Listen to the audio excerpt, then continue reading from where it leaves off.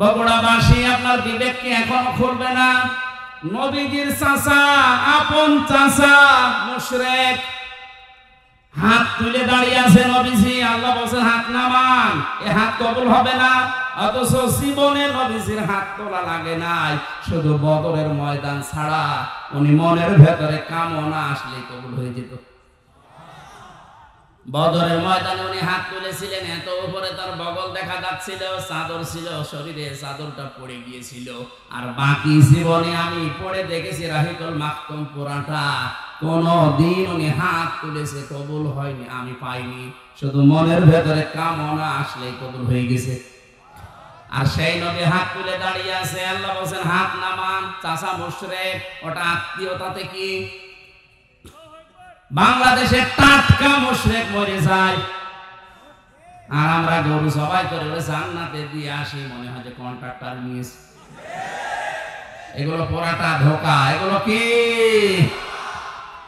আপনি যাই মনে করেন না কেন, এটাই বাস্তবতা, আর এটাই সত্য কথা। খালি ভাই গরু ছাগল গুলো খাওয়ানো হয়, আপনার চাচার আপনার বাবার কোনো উপকার হয় না, কারণ তো মুশরিক। আরো জোরে বলেন কি? মুশরিক কাকে বলে? যারা শিরিক করে। কি করে? কার সাথে? আল্লাহর সাথে শিরিক করে, আল্লাহর জাতের সাথে, সিফাতের সাথে, আল্লাহর আইনের সাথে, আল্লাহর বিধানের সাথে, আল্লাহর সৃষ্টির সাথে যারা শিরিক করে এরা মুশরিক। আর জোরে। আল্লাহ সৃষ্টি করেছেন আপনাকে পুরুষ, আপনি সকাল বেলা পুরুষই আছেন, বিকালে বলেন না আমি নারী। কথা বলছেন না? এই সিস্টেম এখন চালু হয়নি, এইগুলো এখন আবার শিক্ষা ব্যবস্থায় চালু করে দিয়েছে। উনি শরীফ থেকে হয়ে গেছে শরীফা। আরে বেটা, এটা কোন দিকে যাচ্ছে আপনি টের পাচ্ছেন? সকাল বেলা এই লোকটা শরীফ, বিকালে বলছে আমি শরীফা। এখন যদিও এই কথা বলে প্রচার করে মনে মনে করেছে আমি তো শরীফা হয়ে গেছি, তাহলে মহিলা হোস্টেল ওরে সিট দেওয়া লাগবে। মহিলা হোস্টেলে আপনার মেয়ে আছে, আপনার বোন আছে, আপনার ফুফু আছে। ও মালটা যদিও দাবি করছে শরীফা, আসল কি? ওরে যদি আপনি মহিলা হোস্টেলে সিট দেন, যেখানে আপনার মেয়ে আছে, আপনার বোন আছে, আপনার ফুফু আছে, নিচে নামা লাগবে? ওখান থেকে যা আসবে সব অবৈধ সন্তান। এটা একটা সত্য ষড়যন্ত্র। নবীজি জানিয়েছেন, কোন পুরুষ যদি মহিলার বেশ ধারণ করে, কোন মহিলা যদি পুরুষের সুরাত সিরাত ধারণ করে, যতক্ষণ ওই নিয়তে থাকবে, ওই নিয়মে, ততক্ষণ আল্লাহ নিজে বরদুয়া দেবে। জোরে বলেন নাউজুবিল্লাহ। ওরা জাতিকে আল্লাহর গজবে ফেলার জন্য অনেকেই সূক্ষ্মভাবে ষড়যন্ত্র করছে। ওরা মনে করছে হুজুর হতে পারবে না। আমি আর নিচে নামলাম না, আমি নেমে মায়ের খাই, ঝামেলায় আছে। বগুড়াবাসী যেটা বোঝাতে চাচ্ছিলাম, আব্দুল্লাহ বিন উবাইয়ের পুরা জীবন আমার চোখে শুধু একটা মাত্র ভুল ধরা পড়েছে। আর পুরা জীবনটাই ঠিক ছিল, শুধু রাজনৈতিক জীবনে বিশ্ব নবীকে আদর্শ মানত না, ওর আদর্শ ছিল আবু জেহেল। এবার আপনি এখানে যারা আছেন বলেন তো, নবীজির কথা শোনার সঙ্গে সঙ্গে আমল করা এরকম মানুষ দেশে কম না বেশি? কম। অথচ এর জীবনে প্রত্যেকটা জায়গায় নবীজির কথা বলতে দেরি, মানতে দেরি নেই। শুধু একটা জায়গায় দুনিয়ার লালসায় পড়ে নিজের নেতৃত্ব হারাবে না, এই কারণে ও রাজনৈতিক জীবনে নবীকে মানত না। ওর আদর্শ ছিল রাজনৈতিক জীবনীকে। আরো জোরে। আজ বাংলাদেশে কত মানুষ বলে আমি তো নামাজ পড়ি, রোজা রাখি, আমার জুব্বা আছে, আমার সব আছে, আল্লাহ জাহান্নামে দেবে। কেন? কেন দেবে টের পাচ্ছেন না? আপনার তো ঈমান নেই, কারণ আপনার ঈমান ভেঙে গেছে। নবীজি মুহাম্মদ রাসূলুল্লাহ বাদ দিয়ে অন্য কারো আদর্শকে যারা ভালো মনে করে, সেই লোকটা বেঈমান। এই জন্য আমি কথা বলেছিলাম যে মুহাম্মদ রাসূলুল্লাহ তার আদর্শ পেয়ে আমরা খুশি। এই খুশি আছেন তো? সুবহানাল্লাহ। الذي أسرى بعبده ليلا من المسجد الحرام إلى المسجد الأقصى مسجد الأقصى الذي باركنا حوله لنريه من آياتنا إنه هو السميع البصير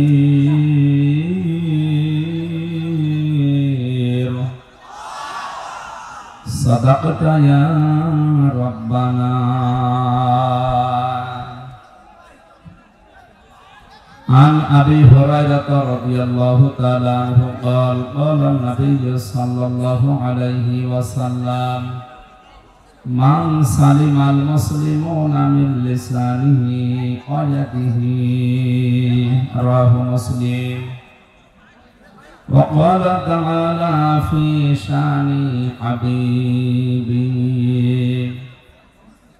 وما زادهم إلا إيمانا وتسليما. اللهم صل على سيدنا مولانا محمد وعلى آل سيدنا مولانا। জীবনে যত প্রেম আছে করি যাই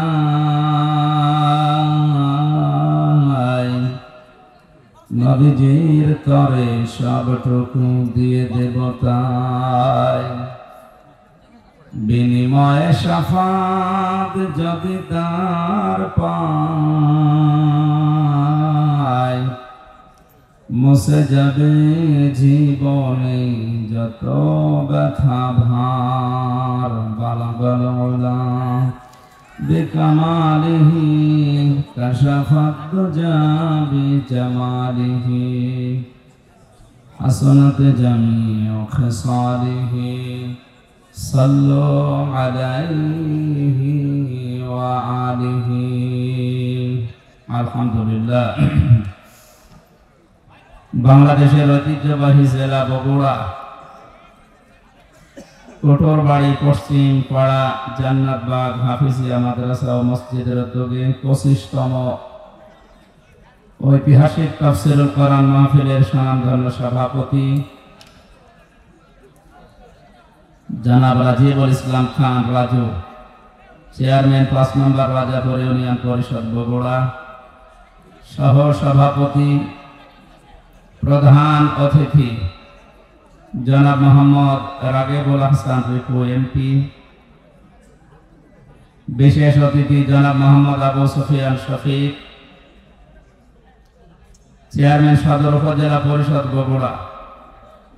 এতক্ষণ পর্যন্ত কোরআনে কারীম থেকে যারা আলোচনা রাখলেন, নাটোরের কৃতি সন্তান, ইসলামিক চিন্তাবিদ, শিক্ষাবিদ, শ্রদ্ধাভাজন বড় ভাই জনাব মাওলানা আব্দুল বারী রশিদি, আতালাল্লাহু উমরাহু ওয়া বারাকাল্লাহু ফি হায়াতি, বলেন আমিন।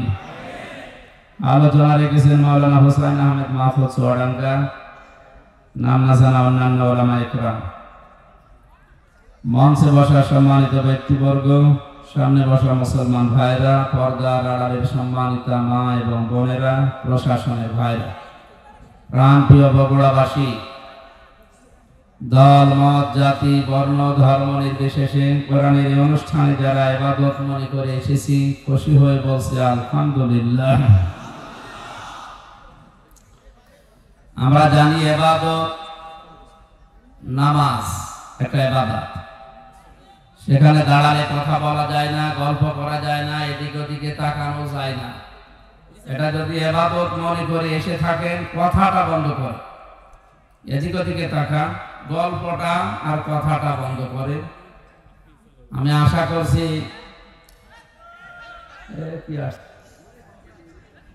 ইবাদত করতে এসে যদি আরো গুনাহ হয়ে যায়, ওই যে বলছিলেন বাবু ভাই, ওয়াইযা কুরিয়াল কুরআনু ফাসতামিউ লাহু ওয়া আনসিতু লাআল্লাকুম তুরহামুন।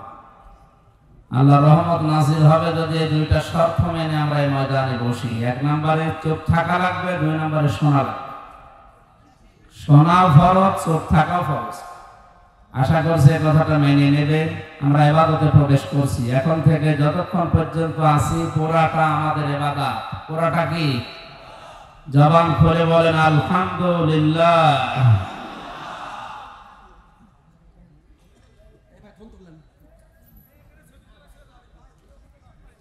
কোরআনে কারীম উপস্থাপন করার যে সমস্ত ধরনগুলো আমরা জানি, তার ভেতর অন্যতম এই, কেউ যদি কোরআন জনগণের সামনে উপস্থাপন করতে চায়, তার ধরন দুইটা। কয়টা? আল্লাহ পাক বলেন কিতাবুন আনজালনাহু ইলাইকা লিতুখরিজান নাসা মিনাজ যুলুমাতি ইলান নূর। কিতাবুন উনজিলা ইলাইকা ফালা ইয়াকুন ফি সাদরিকা হারাজুম মিনহু লিতুনযিরা বিহি ওয়া যিকরা লিল মুমিনিন।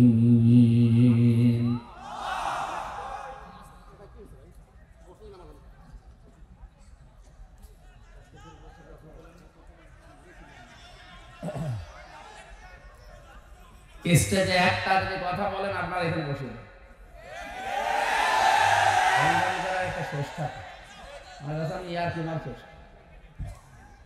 আর এখানে দাঁড়িয়ে আছে কারা? বসেন তো, বসে বসে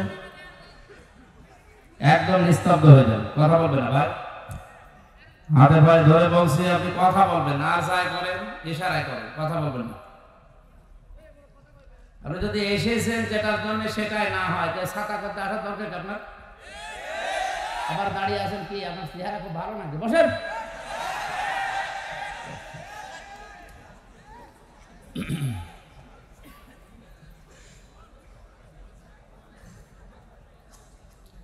দশ মিনিট শোনেন ভাই, 50 ঘন্টা শোনার দরকার নেই। নবীজি জীবনের সর্বশেষ সবচাইতে বেশি কথা বলেছিলেন মাত্র 27 মিনিট বিদায় হজের ভাষণ। কয় মিনিট? আর এই 27 মিনিটের কথা কিয়ামত পর্যন্ত মানুষ গবেষণা করবে, কোল কিনারা পাবে না। আর আমাদের 27 ঘন্টা বলে যায় ও শুনিয়ে যায়, ভেতরে তো কোনো মাল মশলা না। এই জন্য আমরা এমন কথা বলবো 10 মিনিট বলি, অসুবিধা নেই, কিন্তু এখান থেকে আমরা কিছু নিতে চাই। তাফসীরুল কোরআন মাহফিল লিখে দিয়েছেন, আমরা তাফসীর আকারে কথা বলবো ইনশাআল্লাহ। কিভাবে তাফসীর করা লাগে, ধরনটা, পদ্ধতিটা আল্লাহ শিখিয়েছেন, ওইটা সামনে নিয়ে আসলাম, নাকি আমি মন মতো বলবো?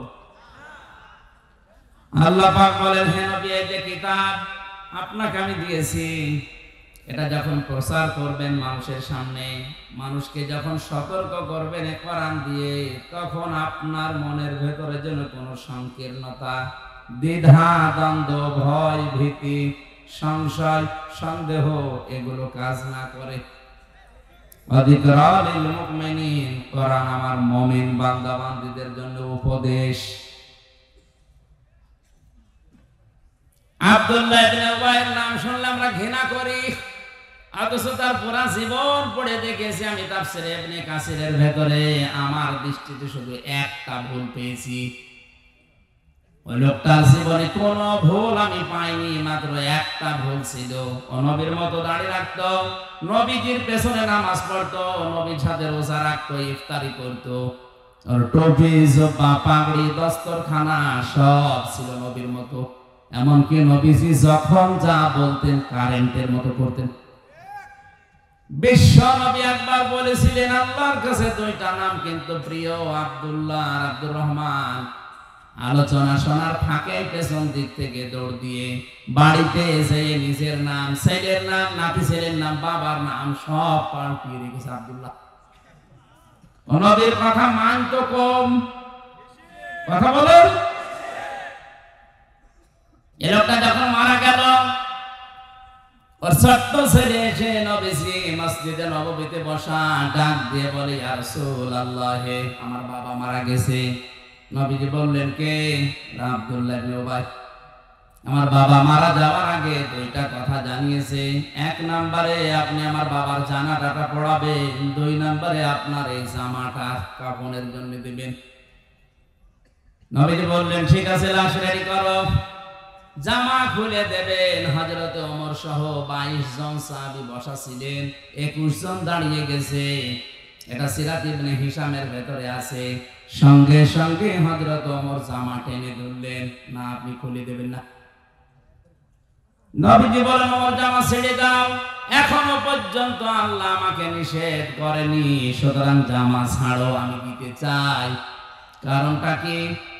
বদরের ময়দানে যে 14 জন শহীদ হয়েছিল আর 14 জন আটক হয়েছিল, ওই আটক সারা তাদের ভেতরে আমার চাচা আব্বাসও ছিল। আমার চাচাকে আমি বন্দিশালায় যখন বন্দি করে রেখেছিলাম, বেঁধে রেখেছিলাম খেজুরের পাতার দড়ি দিয়ে, এত ফর্সা ছিল আমার চাচা।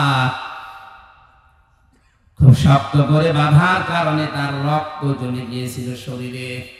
রাতের বেলা বন্দীদের আমি বন্দিশালায় দেখতে গেলাম। আমার ডান পাশে ছিল আবু বকর, বাম পাশে ছিল হযরত ওমর, আর এই লোকটা আমার পেছনে ছিল আব্দুল্লাহ বিন উবাই।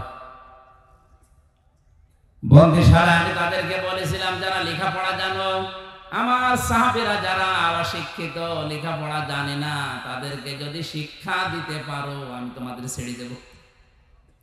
মুক্তিপণ হিসাবে এই কাজটা করা লাগবে। চাচার এই দৃশ্য দেখে আমি নিজেও কষ্ট পাচ্ছিলাম। আমার চাচার শরীরের পোশাক পর্যন্ত যারা দায়িত্বে ছিল খুলে নিয়েছিল। আমার কষ্ট দেখে, চোখের পানি দেখে আব্দুল্লাহ বিন উবাই ওই দিন তার নিজের জামা খুলে আমার চাচাকে জড়িয়ে দিয়েছিল। আজকে আমার এই জামাটা ফেরত দিয়ে আমার ওই চাচার ঋণ আমি শোধ করে দিলাম। কিয়ামতে যেন এই লোকটা আমার কাছে আর কিছু চাইতে না পারে। জামা খুলে বললেন, যাও রেডি করো। হযরত ওমর কিন্তু বসে আছে, উনি যাননি। 21 জন সাহাবী নিয়ে নবী গেলেন, জানাজার প্রস্তুতি নিলেন। এটা তাফসিরে হাক্কানিতে পাবেন, তাফসিরে ফি জিলালিল কোরআনে আছে।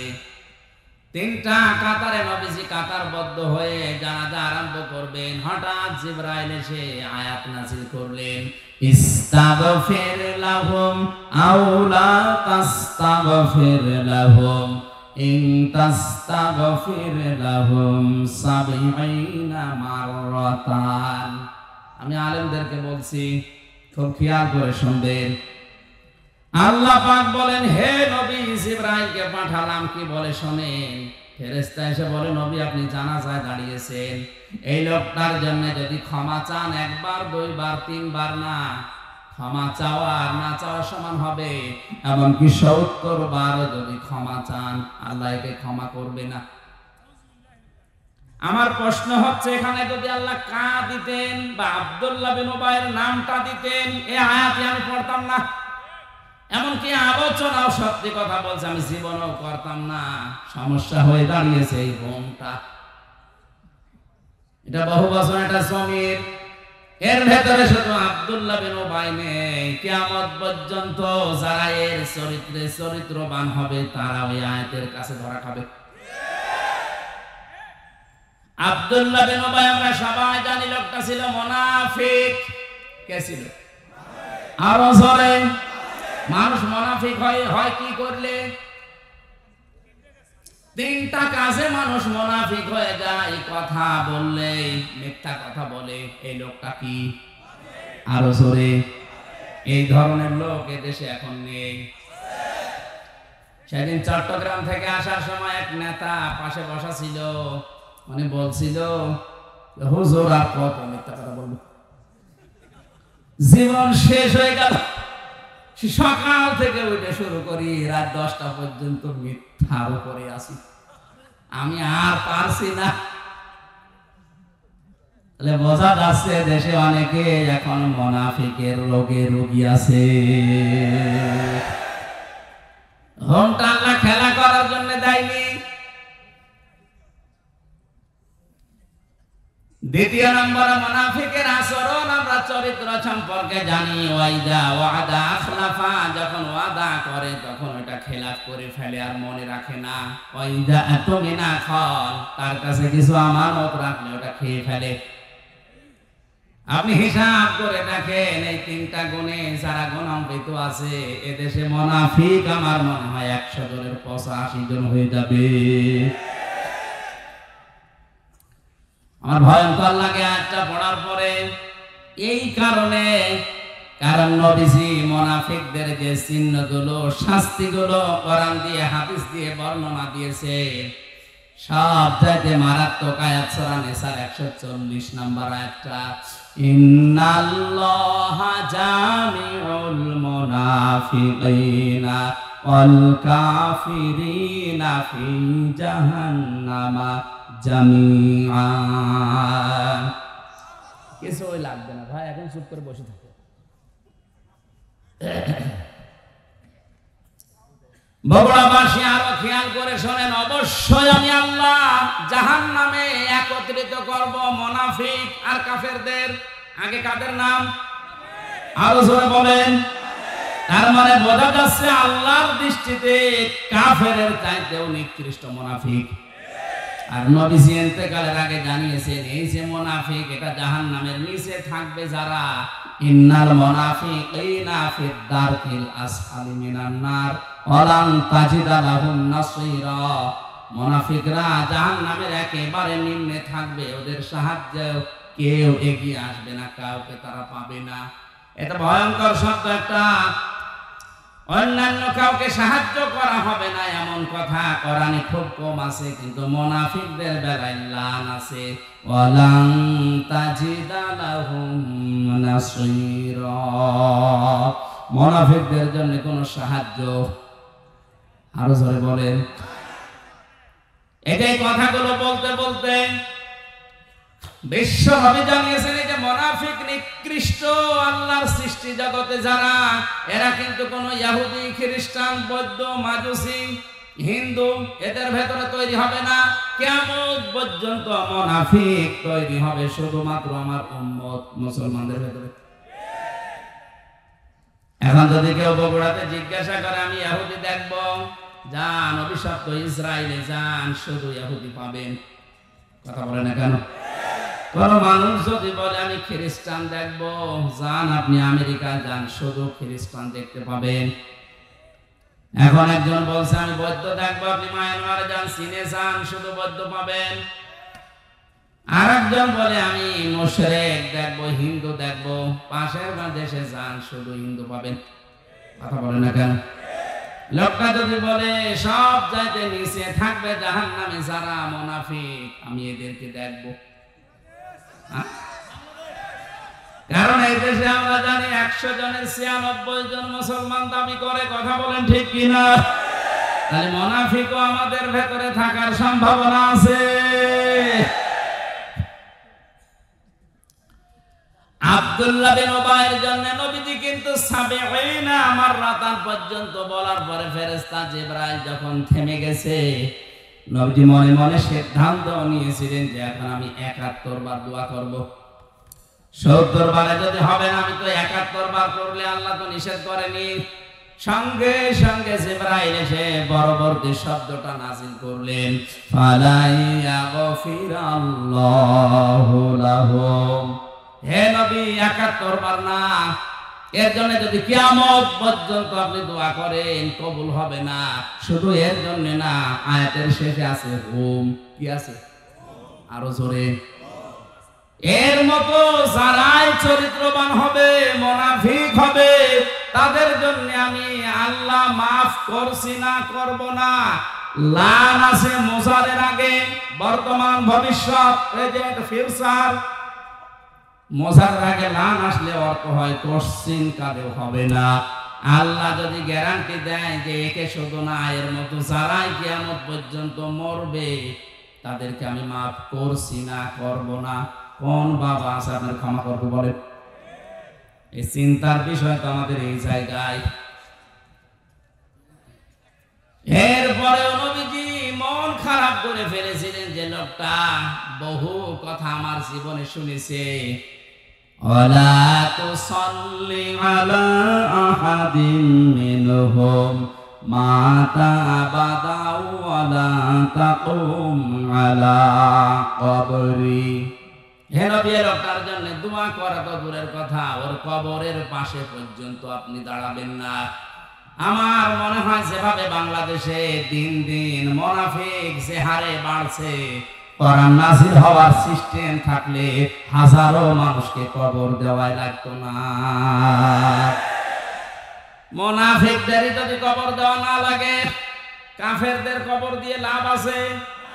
মুশরিকদের, আরো জোরে, মুশরিকদের কবর দিয়ে লাভ নেই। এর প্রমাণ নবীর চাচা আবু তালেব।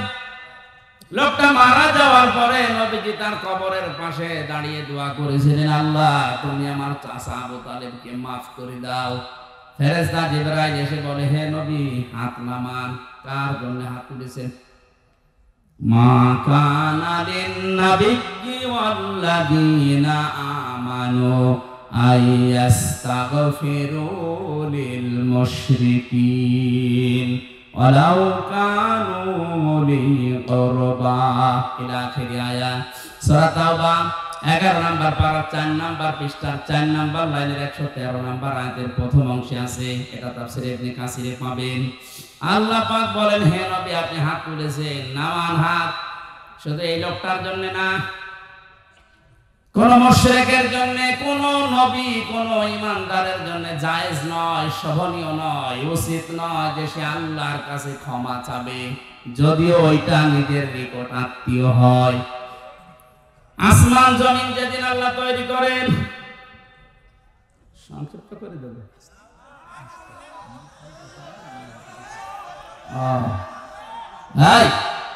আবেগ দিয়ে চলে কথা। আমি যে আয়াত পড়েছিলাম সূরা বানী ইসরাঈলের প্রথম আয়াত, 14টা পয়েন্ট ছিল আয়াতের ভেতরে। অন্তত 5 মিনিট করে বললো 5-14 70 মিনিট লাগবে। আমাদের সংক্ষেপে তার মানে 2-4 মিনিট। আমি আয়াতটা অন্তত শেষ করি। জবান খুলে পড়ে না, আউযু বিল্লাহি মিনাশ শাইতানির রাজিম, বিসমিল্লাহির রহমানির রহিম,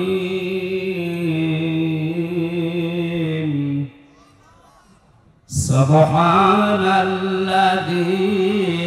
আসরা বিআবদিহি লাইলাম মিনাল মাসজিদিল হারাম ইলাল মাসজিদিল আকসা।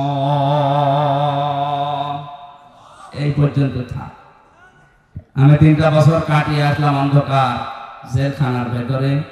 এখান থেকে যতটুকু আমার ধারণা আমি বুঝেছি, অধিকাংশ পরিবারে শান্তি নেই। ওখানে যদি 100টা আসামি থাকে, তার প্রায় 70-75 জন সব পারিবারিক অশান্তির কারণে জেলখানা। হয় বউ মার্ডারের আসামি, নাই আত্মহত্যা করে ফেলেছে, এরকম। আমি পারিবারিক জীবনের যে দাম্পত্য জীবনে কলহ এবং এর সমাধান কি করে করা লাগে আমি টুকে টুকে রেখেছিলাম ওখানে। বাইরে এসে 2টা বই করেছি, একটা পুরুষের জন্য, একটা মহিলাদের জন্য। যদি পারেন ওইটা মেয়েদের উপহার দেবেন, আর মেয়েরা নিয়ে স্বামীদেরকে দেবেন। আশা করি দাম্পত্য জীবনের যে সমস্ত ঝামেলাগুলো, এই প্রক্রিয়া প্রেম, এগুলো আস্তে আস্তে বিদায় নেবে আমাদের সমাজ থেকে। আল্লাহ আমাদের তৌফিক দিন। স্টেজে মনে হয় পাওয়া যাবে, এখান থেকে নিয়ে যান। শেষ তো করবো, কমিটি তো শেষ করতে দেবে। হ্যাঁ বাড়ি ভাই আছে, মনে করবো।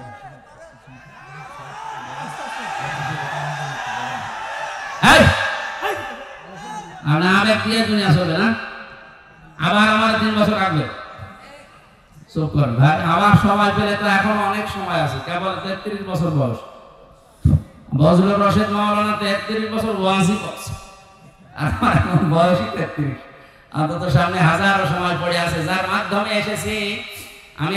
14টা পয়েন্ট আছে আমি বলছি। মাওলানা আব্দুল বারী রশিদি ভাই আমার বিশ্ববিদ্যালয়ের বড় ভাই, আমার ম্যাডামের সাবজেক্টে পড়তো। ওনারা ওই সাবজেক্টে আমি আল কোরআনে ছিলাম। ওনার সম্পর্কে উল্টা পাল্টা জেল থেকে বেরিয়ে আমি শুনতে পাচ্ছি আসলে একটা মানুষের ঈমান সম্পর্কে জানে সঠিকভাবে কে? বলেন বলেন।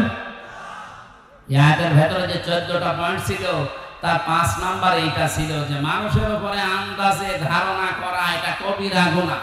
কে যদি এটা করে তার শাস্তি আল্লাহ দুনিয়ায় প্রদান করবে এরপরে মরণের পর। এখানে এরকম কোন ধারণা কারো উপরে করে নিজের আমলটা নষ্ট করবেন না। যার যার আমলের হিসাব সে আল্লাহর কাছে দেবে। আপনি তার গীবত করে তার দোষ চর্চা করে তাকে জনগণের কাছে খাটো করে নিজের জীবনটা নষ্ট করবেন কোন পাগলে? আশা করছি এটা থেকে বিরত থাকবেন। আসলে এইভাবে করে তো কথা বলা যায় না। আল্লাহুম্মা আমিন। ربنا ظلمنا أنفسنا وإن لم تغفر لنا وترحمنا لنكونن من الخاسرين রব্বুল আলামিন বড় আশা নিয়ে কোরআনে কারীম শোনার জন্য বলার জন্য এসেছিলাম। পরিবেশ আমাদের অনুকূলে না থাকার কারণে আমরা শেষ করে দিয়েছি। যতটুকু আমরা বলেছি আমল করার তৌফিক দাও। এই বিশাল আয়োজনে খুশি হয়ে যদি সওয়াব দিয়ে থাকো কোটি কোটি গুণে বাড়িয়ে দাও। কিয়ামতের দিন সুপারিশ করে জান্নাতে নিয়ে যাবে, নবীর রওজায় পৌঁছিয়ে দাও। আল্লাহ তাআলা আগামীতে এই মাহফিলটা কোরআনের জন্য বিশাল আকারে মঞ্জুর করো। কোরআন নির্দ্বিধায় মেনে চলা যায় সেই পরিবেশ আমাদেরকে দান করো। আমাদের শরীরগুলো সুস্থ রাখো। আজকের মাহফিলের সভাপতি, প্রধান অতিথি, বিশেষ অতিথি, বিশেষ করে মাওলানা আব্দুল বারী রশিদি, তার বাবাকে হারিয়েছে, তার বাবাকে তুমি কবরে মাফ করে দাও। মাওলানা হোসাইন তার বাবাকে হারিয়েছে, তার বাবাকে ক্ষমা করে দাও। আমাদের শরীরটা সুস্থ রাখো, কণ্ঠটা ভালো রাখো, কোরআনের খেদমত করার তৌফিক আমাদের দান করো আল্লাহ। কখন মরণ চলে আসে জানি না, আজরাইলকে দেখার সঙ্গে সঙ্গে যেন আমরা পড়তে পারি লা ইলাহা ইল্লাল্লাহু মুহাম্মাদুর রাসূলুল্লাহ। এখান থেকে বইটা যাওয়ার সময় নিয়ে যান, কাছে রাখবে আশা করছি। মঞ্চে আছে, মঞ্চে নিয়ে যান।